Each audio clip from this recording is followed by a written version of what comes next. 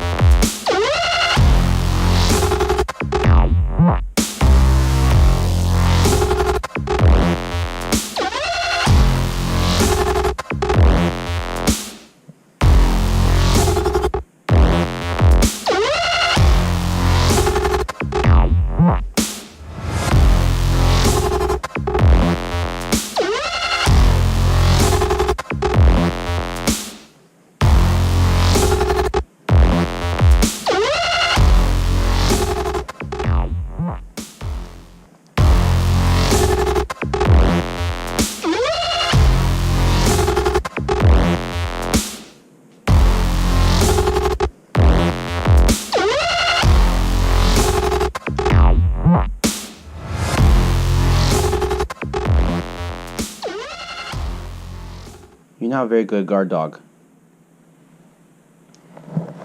Okay, so here it is mounted on the pistol.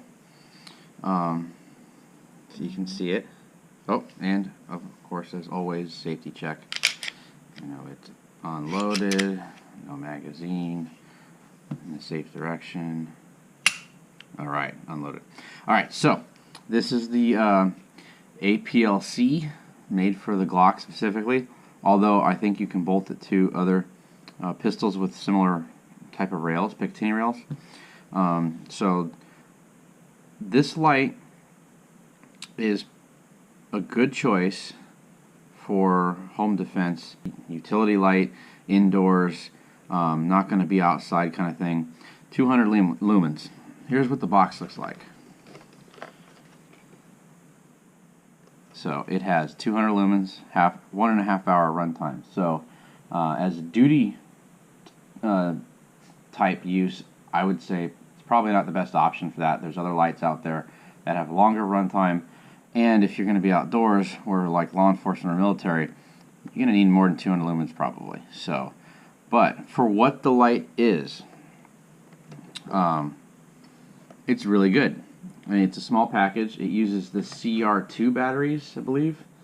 Yeah, CR2. Those are a little bit more expensive than the regular CR123s that are really popular with Streamlight, and well, Surefire has their own lights that they actually put their label on.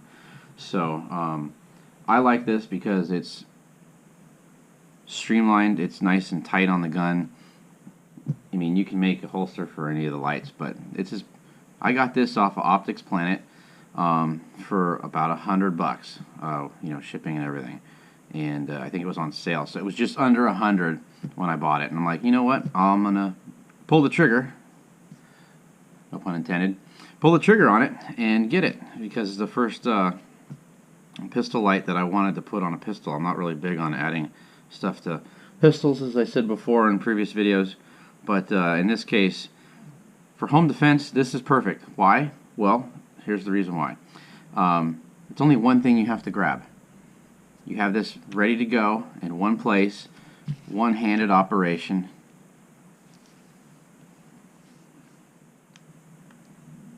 Paddles. Actually, you could use your thumb if you're using two hands. But if you had to grab something with your other hand, you have the ability to do that with your other hand and still be able to have the light needed. Now, yeah, you're going to have to transition from light to trigger and back and forth, but you have the ability to do that. And if you really want to, you can just operate the button from the other side on here. So you got the paddles. The paddles, I like the paddles. They're nice. Some people don't like them because you can't keep them in the momentary function while you're shooting, which makes it very difficult when you get in the recoil and having your thumb in the right place and everything. Whereas opposed to the Surefire, have the push up, push down type rotary buttons to activate the light, which either way I can use either of them. It's not a big deal, but it's streamlined, it's light, it doesn't add a lot of weight to the gun, it doesn't stick out further than the gun. Some people say, well, that's, you know, you can use the light as a buffer to prevent contact shots from pushing the slide back.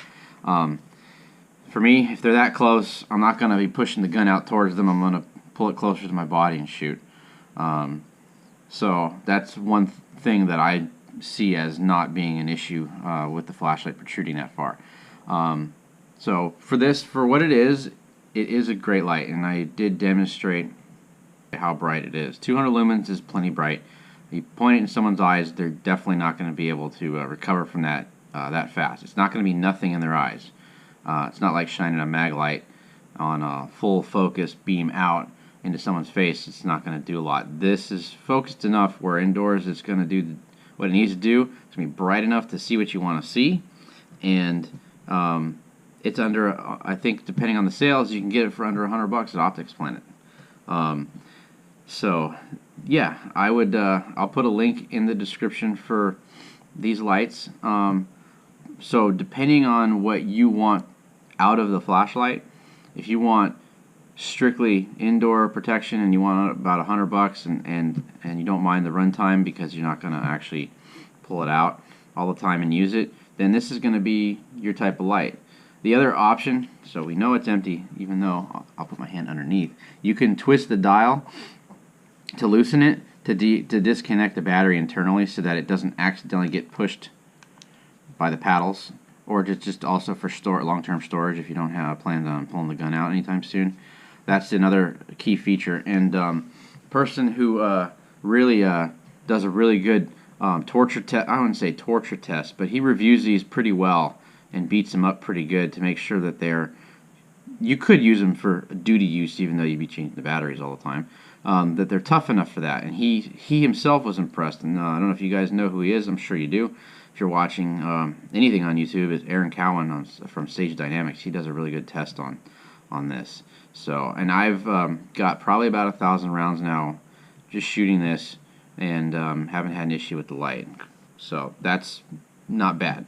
And if you're afraid of the shock getting to the light, when you go to the range, just take the light off. You don't have to train with the light on, or at least shoot with the light on. I would train with the light for its use and functionality, but if you're worried about, if you're going to shoot a lot one day, you could just take the light off and not worry about having it on there. That is my take on the light. It's a good light, especially for being at its price point. Alright, so we're back up here. And so what do you think? Do you think that's a light that you would like? So it's really up to you and what you're going to use it for. Are you going to stick it with indoor, or are you going to have multi-uses for it? Are you going to have outdoor use, duty use, that kind of thing? So, there's some guys that they want to buy the most expensive stuff just because it's the most expensive, which, really not the best reason to buy the most expensive stuff. Doesn't necessarily mean it's better.